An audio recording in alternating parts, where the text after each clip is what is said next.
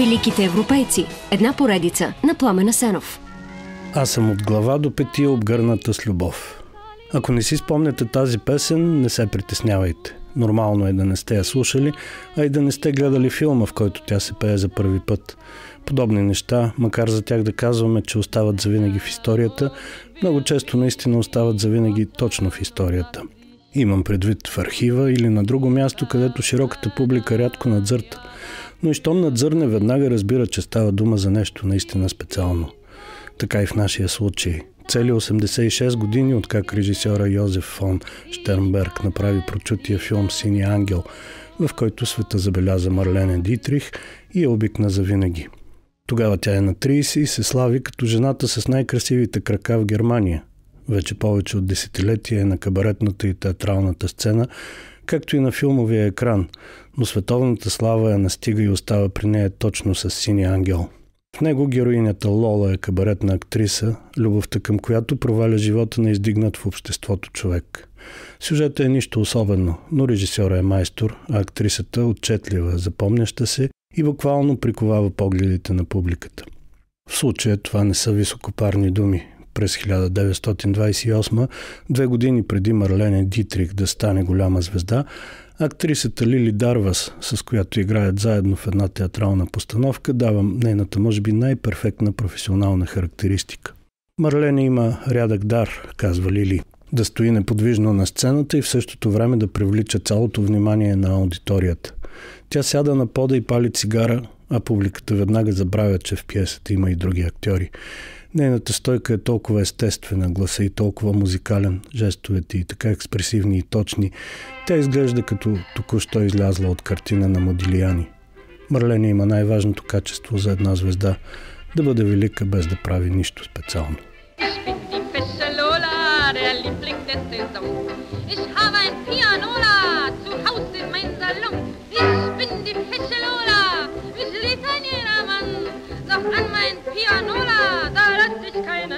Да, в реалния живот на Марлене Дитрих има много съвпадения с характера и съдбата на нейната героиня от «Синия ангел», палавата Лола. Затова мнозина смятат, че двете са едно. Но не се подвеждайте.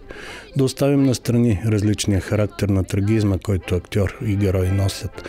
Да вземем дори само простия факт, че истинската история на Марлене започва, когато измислената история на Лола свършва. Шефовете на немското студио УФА са ужасени от филма и още преди той да излезе на екран, отказват на актрисата нов договор. Голяма грешка. Премиерата на 1 април в Берлин ражда звезда, а Берлинер Цайтунг пише: «Синия ангел е първото истинско произведение на изкуството сред звуковите филми». На 2 април Марлене заминава за Съединените щати, където Paramount й предлагат договор.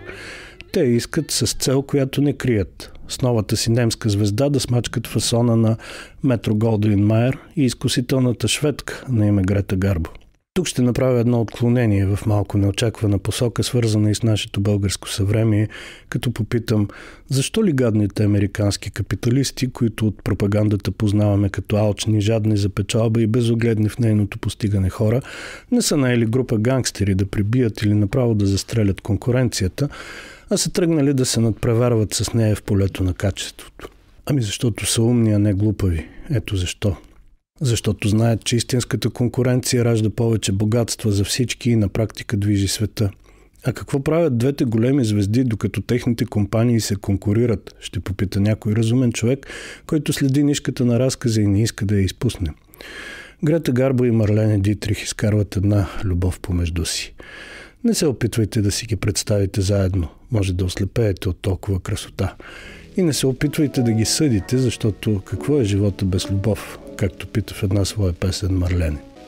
Макар навсякъде по света да живее като истински гражданин на света, Марлене Дитрих прекарва първите 30 години от живота си в родната Германия. Мария Магдалене Дитрих, така се казва момиченцето, което през 1901 година се появява на бял свят в едно берлинско предградие. Марлене е компилация от двете рождени имена. Тя сама я прави, когато е на 11. Баща й, лейтенант от полицията, умира 6 години след нейното раждане. Семейството обаче не затъва в мизерия. Фамилията на майка й държи голяма фирма за производство на часовници. Марлене учи първо цигулка и други музикални инструменти, После започва да се интересува от театър и поезия.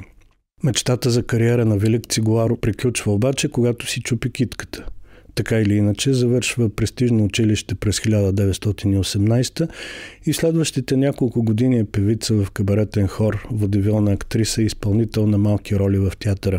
През 23-та е първата й поява в киното, а по време на снимките се запознава с съпруга си Рудолф Зибер, от когото има дъщеря. Тя живее с Зибер само няколко години, но никога не се развежда с него.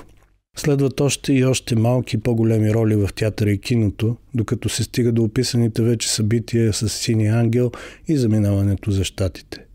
Само за 5 години в Америка Марлене Дитрих снима 6 филма с Штернберг, сред които са най-известните й роли от Марокко, Русата Венера, Шанхай експрес. Чрез тях много бързо се изгражда образа и на фатална жена.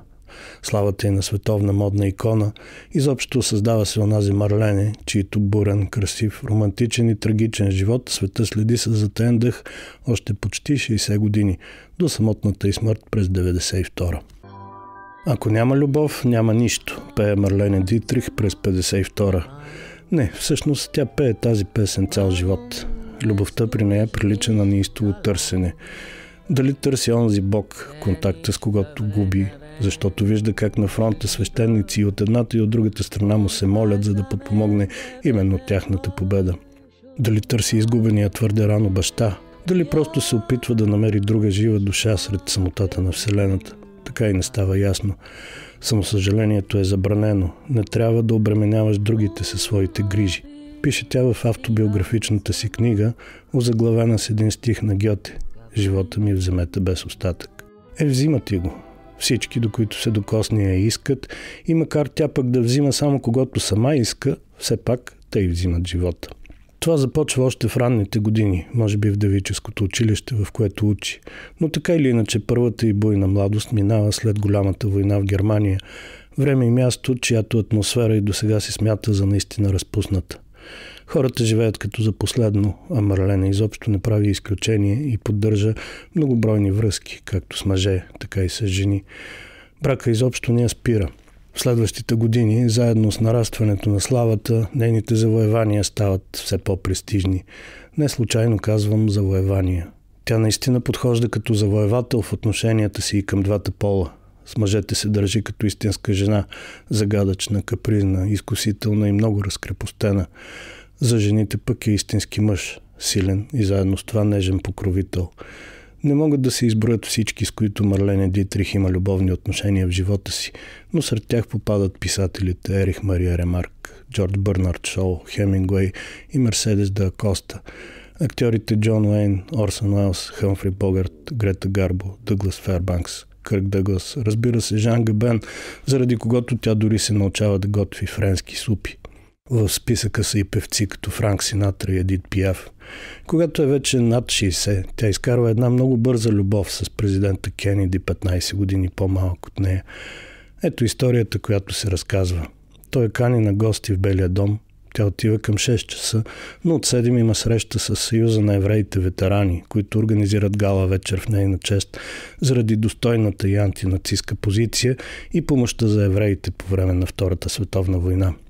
Президентът е посреща с шампанско и лек светски разговор. Вече е 6:30, когато той казва: "Надявам се, че не бързаш." А тя: "2000 евреи ме чакат, за да ми дадат медал." "Значи нямаме много време," казва Кенеди, след което я хваща за ръка и я повежда към спалнята.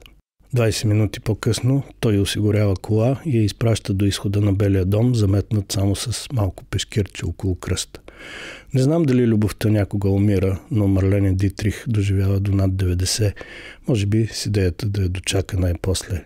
След 75-та си година тя общо взето се затваря все повече и повече.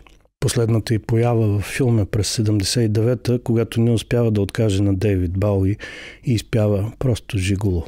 Това е вече времето, когато в опит да надмогне телесните и душевни болки, които я мъчат, тя се превръща в кълбо от нерви, поддържано само с силни обезболяващи и алкохол. В един момент се оттегля окончателно от света, затваря се в парижкия си апартамент и не пуска никого, освен прислужницата и някои близки от семейството.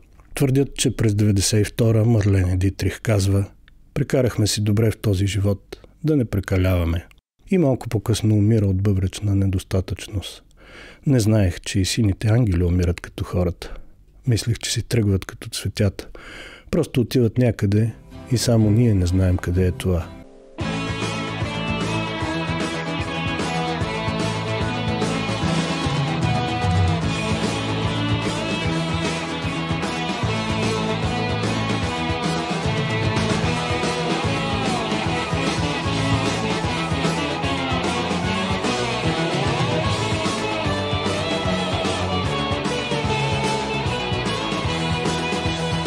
Великите европейци. Една поредица на Пламен Асенов.